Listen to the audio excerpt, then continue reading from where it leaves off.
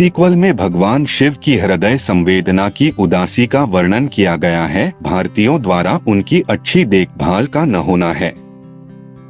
यह वीडियो एक दिलचस्प तथ्य का उजागर करता है। शिव के साथ कुछ परिस्थितियां ऐसी उत्पन्न हो गई थी जिससे वे निराश हो गए।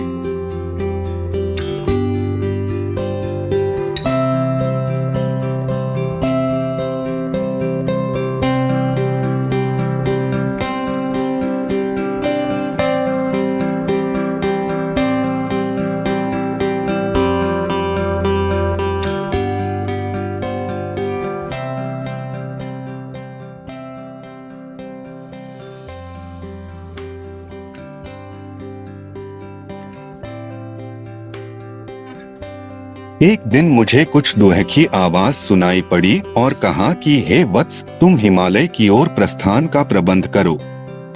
कहाँ पहुँचे? मानसरोवर झील पहुँचो। आवश्यक तैयारियों के साथ व इष्ट मित्रों के साथ झील के पास पहुँचे।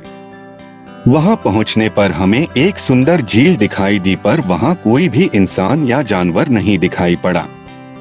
मैं संशय में था कि मैंने स्वप्न का संकेत सही पकड़ा या नहीं। हमने झील के किनारे इंतजार किया और आसपास की सुंदरता का नजारा लिया। झील के दूसरी ओर कुछ अदृश्य नजारा ढंग से न दिखाई पड़ा और न उसके आस पास जाने का कोई रास्ता दिखा था। परंतु कुछ देर बाद ही एक अच्छे व्यक्तित्व का व्यक्ति हमारे पास आया और हमारा हालचाल पूछा।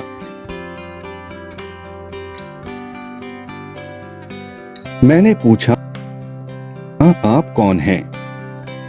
उसने कोई जवाब नहीं दिया, पर मैंने अनुमान लगाया कि वह उन देवताओं में से एक है जिनके बारे में हमने दूसरों से सुना है कि इस क्षेत्र की रक्षा करता है तथा रखरखाव की देखभाल भी देखता है।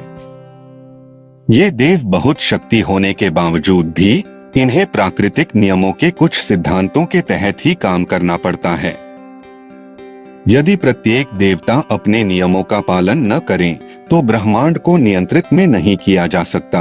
अगर ऐसा हुआ तो पूरा ब्रह्मांड ढह जाएगा।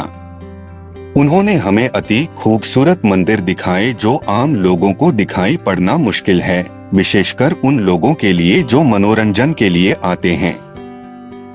इनका मकसद धार्मिक मर्यादा को बिगाड़ना है। अनजाने में ही उनमें से अधिकांश मंदिर की गरिमा खराब हो चुकी है और कुछ की गरिमा खराब होने के कगार पर हैं। मानसरोवर झील के चारों ओर का सौंदर्य अद्वितीय है और कुछ किलोमीटर की दूरी पर कैलाश नामक सुंदर पर्वत हमारे सामने स्थित दिखाई पड़ता है। सुंदर बर्फ से ढका यह कैलाश पर्वत भगवान शिव का निवास स्थान है, जो अपने परिवार और विशेष समर्थकों के साथ रहते हैं।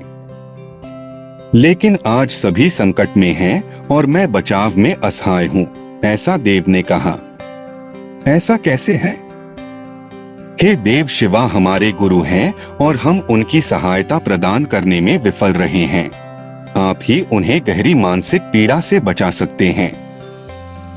हम वहां कैलाश पर्वत की तलहटी में गए, जो बेहद खूबसूरत है। 20,000 फीट की ऊंचाई और 53 किलोमीटर की गोलाकार दूरी है। यह अच्छी तरह से प्रबंधित है और ट्रांस हिमालय तिब्बत का हिस्सा है। भारत के साथ 1962 के युद्ध के बाद अब यह चीनी सरकार के नियंत्रण में है। पहाड़ के चारों ओर प्राचीन मठ और गुफाएं हैं, जहां पवित्र तथा विद्याओं के पारंगत लोग रहते हैं और आम लोगों को दिखाई नहीं देते हैं। भगवान की कृपा से काफी सहज थे और घटनाओं का आनंद ले रहे थे। हाँ, इधर से किसी की आजादी के लिए आवाज सुनाई पड़ी है, कोई पानी की 2 बूंद पिलाने वाला। यह आवाज अनेक बार सुनाई पड़ी। थोड़े प्रयास से मैं टेलीपैथिक कनेक्शन स्थापित करने में सक्षम हो गया और यह जानकर खुशी हुई कि यह तो लॉर्ड शिव हैं। सुनते हैं कि वह चीन सरकार की हिरासत में है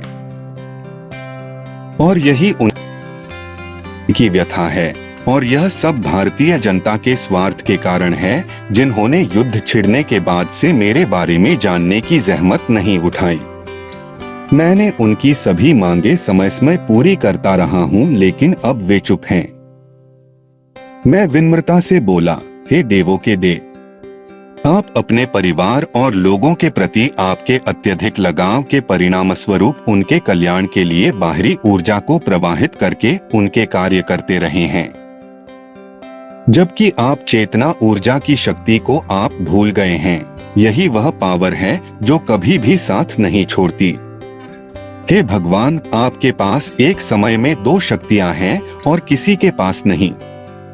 दुर्भाग्य से आप सार्वजनिक डोमेन में, जो कि कनिष्ठ देवों का क्षेत्र है, उस क्षेत्र में अपना योग्यवे दान देने लगे और पब्लिक उसका पूरा फायदा उठाया और उनकी बढ़ती मांगों को पूरा करने हेतु उनके करीब होते गए।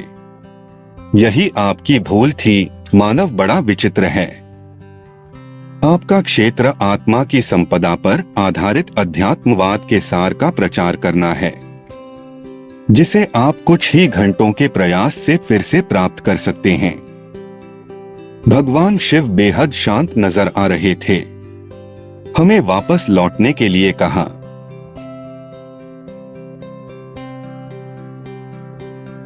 अब वह गहरे ध्यान में चले गए और पूर्ण आंतरिक आत्मज्ञान प्राप्त किया। इसे प्राप्त करने के बाद जितनी भी जेल बनाई गई थीं, वे सभी ही एक भयानक आवाज के साथ बिखर गईं। जिस ध्यान की मुद्रा में उनका शरीर था, उसी मुद्रा में आकाश की ओर हवा में उड़ने लगा था। शरीर का आकार छोटा होता जा रहा था, जैसे शरीर कपूर का बन गया।